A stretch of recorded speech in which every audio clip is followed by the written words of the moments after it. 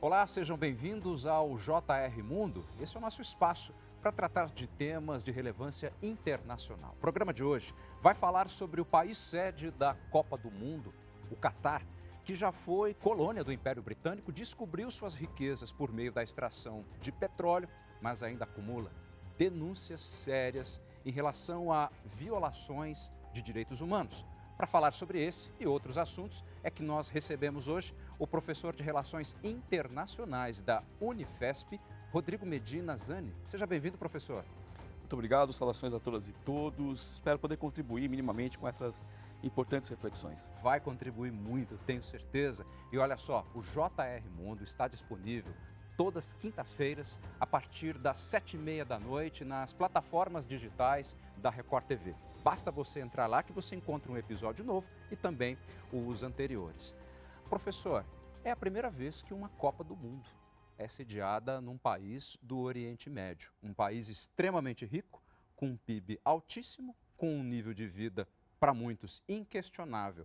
O que o Catar quis com o futebol, hein? Certamente, o Catar, apesar de não ter tradição no esporte, é importante lembrar que o futebol é o esporte mais popular no Catar.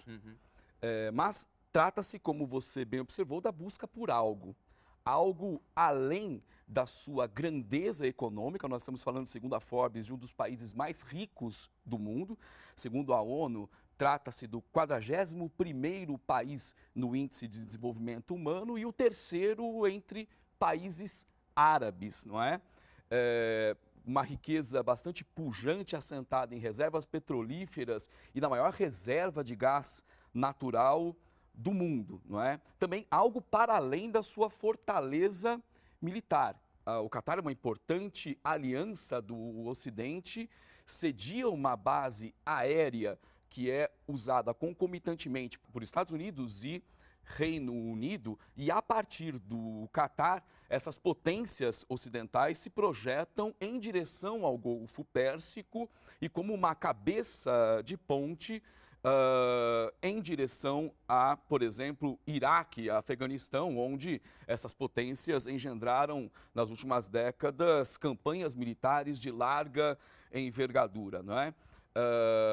Então, algo para além, inclusive, do seu poder de vocalização de interesses políticos, como uma imprescindível aliança do Ocidente, e eu repito, por exemplo, no Conselho de Cooperação do Golfo Pérsico, do qual participam o Catar, a Arábia Saudita, Emirados Árabes Unidos, não é? E Omã, não é? Além de Arábia Saudita, se eu não estiver enganado. Ali, né? Pois bem, então é um importante meio pelo qual Estados Unidos, Reino Unido, França, que é o maior vendedor de armas para o Catar hoje, se projetam, né? Então, o que busca o Catar? Certamente a busca é por uma tal legitimidade, né, que diria respeito a essas condições que anteriormente eu nominei, não é, de grandeza econômica, fortaleza militar. Os eventos esportivos internacionais tendem a produzir esse tipo de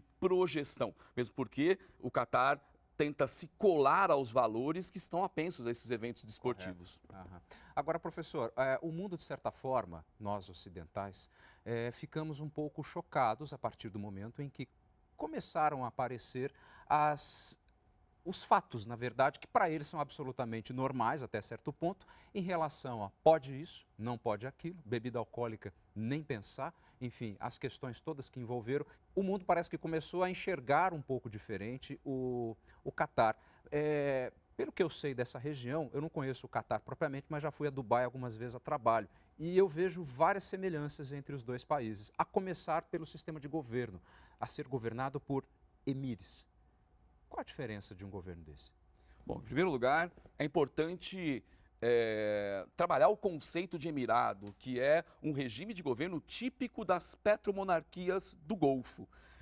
A primeira coisa a se evitar é a utilização de conceitos propriamente ocidentais, como, por exemplo, de absolutismo. Se convencionou falar que o emirado seria uma espécie de monarquia absolutista médio-oriental. O absolutismo é um outro conceito usual para análise dos estados modernos, da Europa Central, em outro período da história, diz respeito exato, ao processo de transição feudal capitalista, né? Como bem sublinhou Perry Anderson em Linhagens do Estado Absolutista. O emirado é um típico regime de governo dinástico, portanto, prevendo a transmissão hereditária do poder, baseado, por sua vez, num território que é considerado de procedência divina, digamos assim, não é? Não por acaso, a expressão califado e califa, que é, portanto, a autoridade política que leva para ou que conduz no califado a nação islâmica, aparece no nome de vários emires. Perfeito. Não é? Então, é preciso relativizar nesses termos. Propriamente, o Catar tem um emirado onde o direito civil se funde a Sharia, o direito islâmico. Portanto, trata-se de um Estado constitucional, mas cuja Constituição tem como primordial fonte, como eu disse, a Sharia. Seria correto, professor, desculpe interrompê-lo, dizer que o Catar é uma espécie de regime teocrático? Em alguma medida, apesar de eu me afastar do conceito de absolutismo, como eu disse, por não haver propriamente a afirmação da origem divina no mandatário do poder político, não é? Então, é coisa distinta nesses termos. E como eu falei da fusão entre direito civil e direito religioso, não é propriamente o direito religioso, mas esta condição compromete princípios basilares do Estado constitucional. Por exemplo, o princípio da soberania popular. Se nós compreendermos que, de novo, na prática, o emir é chefe do executivo, portanto, chefe do Estado e chefe de governo, é ele quem nomeia o primeiro-ministro, é ele quem nomeia os demais ministros que compõem o Conselho de Ministros e que o legislativo não é eleito diretamente. Desde 1970 nós não temos eleições diretas para o legislativo. E mais, o seu caráter é meramente consultivo. Perfeito. E, portanto, o trânsito legislativo depende da sanção presidencial, não é? Para que seja feita a vontade, que não se pode dizer é a vontade do povo. Então, nesses termos, o Estado constitucional, conforme concebemos desde a teoria política moderna, por exemplo, não se concretiza. E nós temos uma série de problemas em relação a isso. Por exemplo, eleições municipais. Desde 1999, nós temos a sua previsão para a realização, na verdade, mas elas seguem sem ser realizadas. O Catar, que é pequeníssimo, nós sabemos, em relação à nossa envergadura, mais de 2 milhões de habitantes, né? 2 milhões e 700 mil habitantes, né? A gente pode até falar sobre isso mais adiante. É dividido em 8 municípios, não é? Esses municípios em 90 e poucas zonas, e as zonas, por sua vez, em blocos. As eleições municipais não ocorrem, conforme eu disse, ainda que tenham sido previstas desde 1999. Agora, professor, ainda mantendo o esporte como nosso fio condutor, houve muitas críticas no que diz respeito à construção dos estádios da Copa. Não necessariamente por ser estádios caríssimos, por ser a Copa mais cara, mas sobretudo pelas denúncias das mortes dos trabalhadores. Recentemente, o governo acabou assumindo entre 400 e 500 mortes, se não me falha a memória. É muita gente, né? É muita gente, mas é um número muito distinto daqueles denunciados, por exemplo, por organizações de vários países, milhares como e milhares, né? Índia, Paquistão, Sri Lanka, não é? Bangladesh, que deram conta de algo em torno de 6 mil mortos. Veja bem, só a embaixada do Paquistão no Catar fala em algo em torno de 800 mortos paquistaneses. Só paquistaneses mortos já seria uma cifra maior do que essa assumida pelo governo do Catar. Então, há uma narrativa, em termos de discurso oficial do Estado, que oculta violências bastante contumazes em relação à classe trabalhadora, que é composta majoritariamente por imigrantes. Agora, professor, eu posso entender, então, por meio dessa sua resposta, que esses dados entre 400 e 500 mortos podem ser muito inferiores, de fato, à realidade, já que o governo praticamente detém, não vamos dizer tudo, porque o capital privado é fortíssimo, mas certamente a informação. Sim. Essa é uma outra característica, não é, do regime ali perpetrado. E que compromete as próprias finalidades, nos parece, da inserção do Catar nesses eventos desportivos como a Copa do Mundo, o mais importante evento de futebol do planeta, não é? Em tentar alcançar um ganho de legitimidade que seja transformado em capital político a ser explorado. Pois bem, assume-se um risco aí de um elevado grau de exposição dar a saber de graves contradições internas e que tem repercussão em matéria internacional, não é? É um bom dilema a ser trabalhado pela política catarense nesse momento, né? Professor, nós tivemos agora, estamos tendo ainda, na verdade, no Irã, uma efervescência social em função das leis que estão absolutamente severas, sobretudo no que diz respeito às mulheres, envolvendo a questão do uso do véu, da morte daquela jovem, etc. O senhor acha que, a exemplo do que aconteceu com a Primavera Árabe, lá em 2011 com a Tunísia, o senhor acha que esse rearranjo, digamos assim, pode, de certa forma, influenciar esses países? Catar, em alguns momentos Dubai, ou seja, Emirados Árabes. O senhor acha que esse tipo de movimento pode mexer um pouco com eles também ou não? Veja, a opinião pública internacional que está se movendo em torno dessas denúncias e dando maior visibilidade a elas por meios jornalísticos já constitui um elemento de pressão. Ou seja, no cálculo das escolhas políticas daqueles incumbidos em tomadas de decisão, importam, não é? E repercutem internamente, sobretudo com a presença de estrangeiros provenientes de diversos lugares e de outras formas de atingir a opinião pública. Refiro-me às redes sociais, né? Nós estamos falando apenas do controle monopolístico da informação que já está comprometido com a imprensa internacional ali, em loco, procedendo de imagens, mas de pequenos smartphones, né, produzindo opinião por meio de conteúdos que circundam o planeta, né, circulam mundo afora, né, e que fazem reverberar pautas que internamente tendem a repercutir, né? Todos esses elementos, para nós, informam que essa exposição perigosa pode incidir para o regime catarense em mudanças e que essas mudanças, que são alvissareiras e bem-vindas, ocorram quanto antes, porque muitos são aqueles que padecem, né, no amargo dessas contradições. Professor, até que ponto o senhor, ou melhor, como é que o senhor vê a Copa do Mundo não só como o palco do esporte mais popular do planeta, do futebol, mas também como um campo de ativismo e também de protestos, como tem ocorrido por lá, né?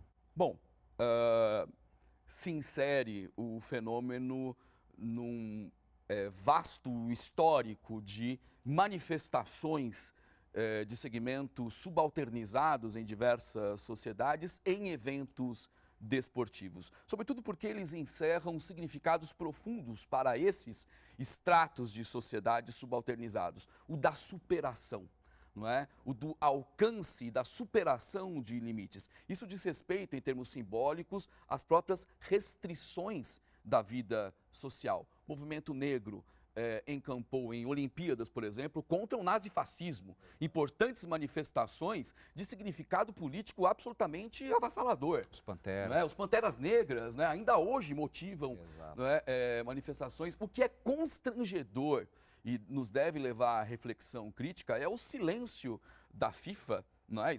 Por meio dos seus diretores máximos, em relação, por exemplo, à vontade mais do que legítima de jogadores de uma seleção nacional em ostentar um símbolo de resistência e luta do movimento LGBTQIA+. Mas veja, instaura-se um debate por conta disso, onde antes sequer se pretendiam. Professor, falando daquele debate que nós continuávamos, me lembra a figura extremamente conhecida mundo afora da Sheikha Mossack, que inclusive tem trabalhos importantíssimos na área da educação.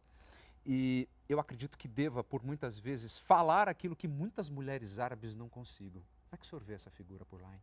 Bom, é uma figura extremamente importante e eu não a vejo em desacordo com esta, a mim, aparente estratégia de busca por uma maior legitimidade e aceitação no espectro internacional. Trata-se da mãe do atual emir, não é? Ex-mulher do ex-emir, não é? E que tem, como você bem mencionou, não é? Uma discursiva muito afeita à educação, que é uma das prioridades do Catar nesse momento, na montagem de um parque tecnológico e científico. Portanto, a educação e a ciência, ela também é considerada uma das mulheres mais elegantes do mundo, mas eu, como não entendo nada de moda, você pode ver pela minha condição monocromática praticamente, né? Prefiro falar de educação e ciência, que é meu ato de ofício, né? Eu acho que esse é um caminho a ser aprofundado nas próprias estratégias catarenses, no sentido que eu mencionei, porque o privilégio do desenvolvimento técnico, como ali se compõe técnica, ciência e o capital produtivo, refiro-me às áreas de exploração e produção petrolífera e de gás natural, demandam outros tipos de saberes, porque o progresso técnico, pura e simplesmente, não garante nada em termos de progresso humano. Parece-nos que a Primeira e a Segunda Guerra Mundial deveriam ter nos ensinado isso. Exato. Sobretudo, a industrialização dos processos de morte, não é? Que ocorreu, no caso da Primeira Guerra, em termos do genocídio armênio, e da segunda, do Holocausto judeu, Exato. a Shoah, não é? Então, deveriam acompanhar esses conteúdos, saberes humanísticos, alusivos às ciências humanas e sociais, que permitissem a reflexão crítica, pensar aquilo que os braços da técnica realizam, não é? O alcance dessa desejada legitimidade deveria conceber esse caminho absolutamente necessário. Professor, eu quero retomar um tema que você discursou há pouco a respeito da questão militar envolvendo o Catar. Entre 2017 e 2021, houve uma ruptura de alguns países muçulmanos com o Catar em função de uma suspeita de envolvimento desse país com talvez células terroristas. Como é que está essa situação hoje? Bom, é preciso esclarecer que o Emirado do Catar tem uma religião oficial, que é o islamismo. Sim. Precisamente alusivo à obediência sunita. O sunismo compreende cerca de 80% da nação islâmica, divisando com a obediência xiita. Mais precisamente, o sunismo reivindicado pelo povo catarense é de uma expressão salafista. Certo. No mundo, o salafismo, por sua vez, tem uma significância minoritária no sunismo, que é de uma maioria nós chamamos quietista. Quietista. Esse termo diz respeito às atividades de estudo religioso, primordialmente. Já o salafismo tem uma leitura, digamos, um tanto mais extremada dos princípios sunistas. Não é o mesmo, mas algo próximo do wahhabismo, que é, por sua vez, reivindicado pela Arábia Saudita. Ocorre que muitas organizações terroristas são autoproclamadas também salafistas. Correto. Caso, por exemplo, do Estado Islâmico. Então, apesar de o Catar, uma petromonarquia do Golfo, que detém a maior reserva de gás natural do planeta, chamada Arábia Saudita do gás natural, apesar da aliança estratégica com Estados Unidos, Inglaterra e França, não explicita essa condição no combate a essas organizações por receio disso ocasionar uma determinada instabilidade interna, porque a identidade dos seus diz respeito à expressão salafista do sunismo. Agora, tem um resultado isso, o desgaste internacional. Parece-nos que essa estratégia de inserção na Copa do Mundo, de sediar a competição, entre outras estratégias aqui mencionadas, fazem parte de esforços para tentar minimizar esse desgaste, não é? Mas vamos lembrar que o Catar foi considerado uma das nações que menos combateu essas organizações terroristas. E não foi a única das petromonarquias do Golfo a adotar essa linha de atuação. Não reconhece a Corte Internacional de Justiça também. E foi o segundo país, o primeiro foi a França, a reconhecer a legitimidade de uma operação de intervenção estrangeira que depôs o governo da Líbia. Professor, falando ainda sobre a estrutura social vigente no Catar, um país com uma população pequena, ok, que também o espaço territorial deles não é grande, e são cercados por um lado com as águas do Golfo Pérsico e todo o restante de deserto praticamente, né? Mas nós temos uma quantidade de imigrantes ali, sobretudo desses países que você mencionou, Paquistão, Índia e etc., que acabam compondo uma classe trabalhadora mais serviçal nesses países. Como é que funciona a discriminação nesses locais? Bom, antes de qualquer coisa, é preciso caracterizar o típico caso catarense na absorção de mão de obra migrante. Correto. O Catar tem 2,7 milhões de habitantes. No entanto, apenas 300 mil são nativos catarenses. 300 mil. Todo o restante é composto por migrantes, trabalhadores que provêm de diversos países. Exato. Países árabes, outros, por exemplo, da Península Indiana, do Sudeste da Ásia e muitos outros países. Então veja você, o Catar é um país árabe, cujo povo é árabe e fala o idioma árabe, o dialeto árabe catali. Mas é composto por uma população majoritariamente imigrante não árabe e que tem como segundo idioma mais falado o inglês. Não é? É uma demografia bastante sui generis, porque se nós compreendermos que a coerência que explica essa condição é a do crescimento econômico associado à alta internacional dos preços do petróleo, por sua vez, decorrendo numa maior demanda de força de trabalho migrante não qualificada, tá? Mão de obra não qualificada, não é? É daí que provém esses grandes contingentes majoritariamente masculinos. Hoje nós temos 3/4 da população do Catar de homens. Agora, professor, qual que o senhor acredita que seja o legado deixado pela Copa do Mundo? De uma certa forma, o Ocidente, medianamente falando, passou a falar sobre o Catar e, inclusive, a se chocar com alguns hábitos, digamos assim. Como é que fica a imagem do país daqui para frente? Como é que o senhor vê essa percepção nossa em relação ao que para eles muitas vezes é normal? Bom, em primeiro lugar, é preciso sublinhar a importância de posturas relativistas em termos culturais, porque o Ocidente, em nome de uma grandeza civilizacional que não se sustenta para além do discurso, porque se nós quisermos falar de hiperexploração de força de trabalho, a riqueza do Catar, não é, o nível de vida que ele se tem, não é à toa que é equivalente ao da Europa Central. A Europa Central só tem esses níveis concentrados de riqueza, não é, e de nível de vida, porque durante o século XIX engendrou um neocolonialismo absurdamente violento no norte da África e no sudeste da Ásia. Exato. Não é? Então, e se quisermos falar de fundamentalismo religioso, enfim, não nos faltam exemplos que comprometem o Ocidente. Então, estejamos ciosos da necessidade de relativizarmos os outros em seus padrões culturais que lhes são próprios. Mas isso não nos faz aceitar violências como aquelas que acometem mulheres. No sistema legislativo catarense, o testemunho de uma mulher, quando é reconhecido, equivale a praticamente a metade do peso do testemunho masculino. Trabalhadores são absolutamente desassistidos por leis protetivas, uma legislação antissindical que impede a luta por salários e melhores condições de vida, por exemplo, salário mínimo é uma pauta lá. Não é? O empregador pode impedir o trabalhador de deixar o país. É uma prática o empregador, além de reter salários, tomar o passaporte do trabalhador.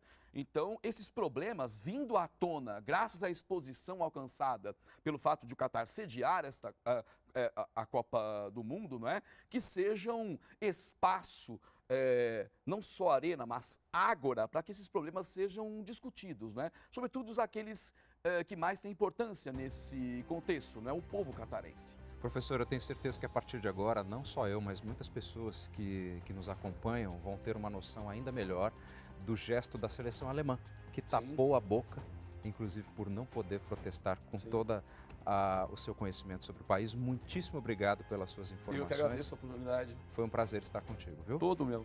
Esse foi o JR Mundo, nosso espaço para debater temas de relevância internacional. JR Mundo está disponível nas plataformas digitais da Record TV. E olha só, toda quinta-feira, a partir das 7h30 da noite, tem um episódio novinho em folha para você. Até o próximo programa.